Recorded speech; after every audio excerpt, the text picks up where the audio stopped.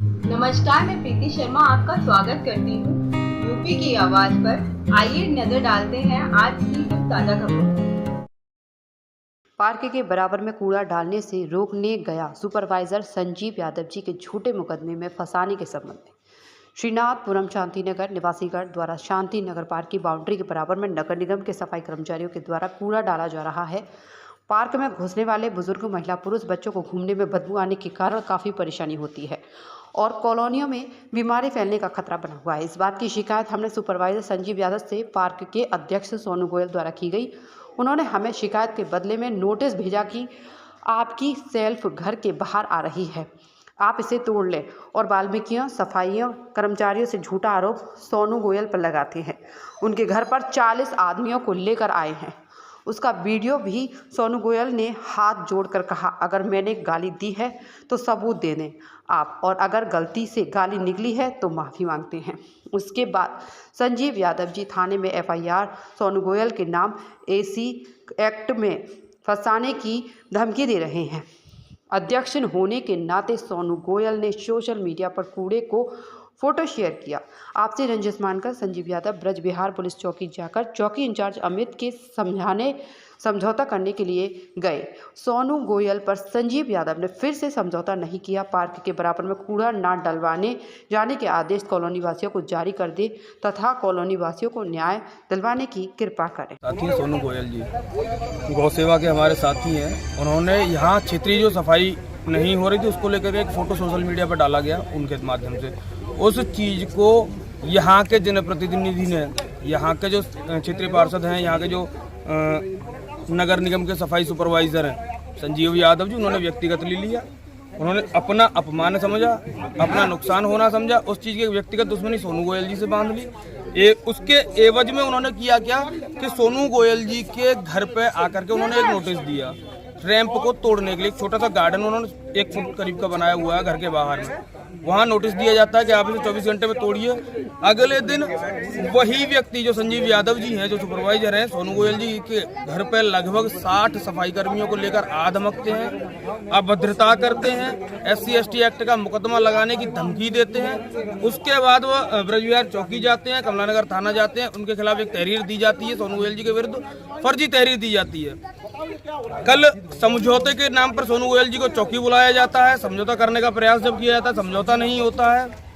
एक व्यक्ति का इस कदर उत्पीड़न हो रहा है, जनप्रतिनिधि भस्मासुर बनते जा रहे हैं। नहीं, कल पुलिस कमिश्नर साहब से मुलाकात करेंगे।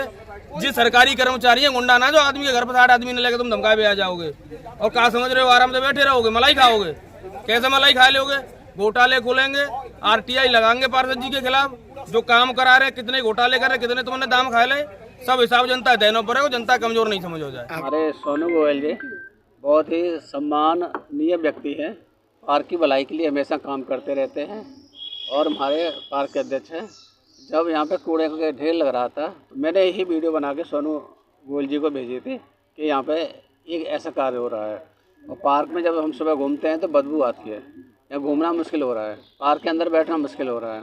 तो सोनू गोयल जी ने केवल इस सफाई के लिए आगे आए और इन लोगों से कहा, भाई यहाँ से गंदगी मत डालो, हटाओ।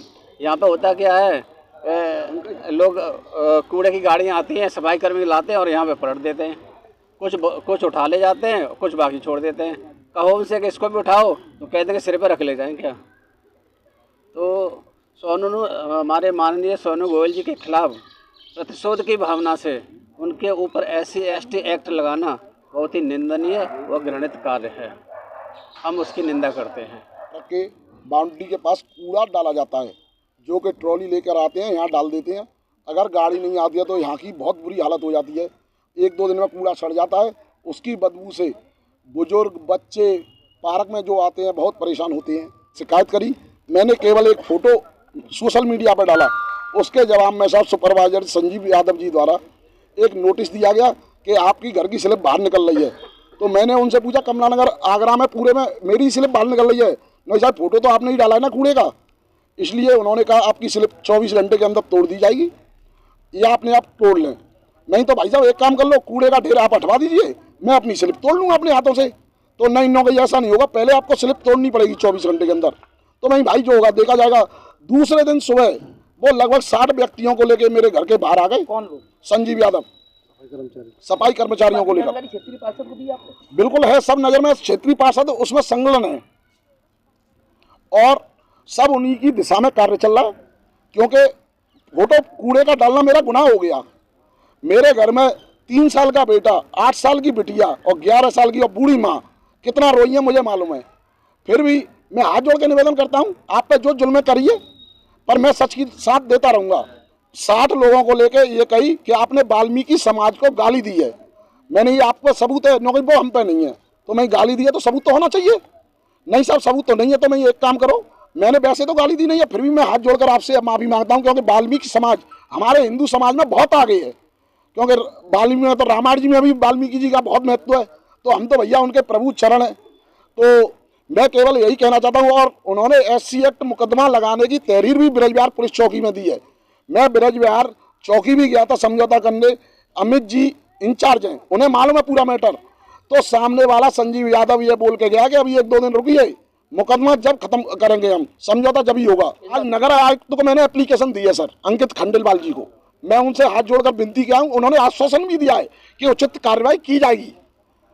पर मैं यही चाहता हूँ हाथ जोड़कर कि क्षेत्र की सफाई होती रहे, मुझे कोई एलर्जी नहीं है, केवल क्षेत्र का विकास होता रहे।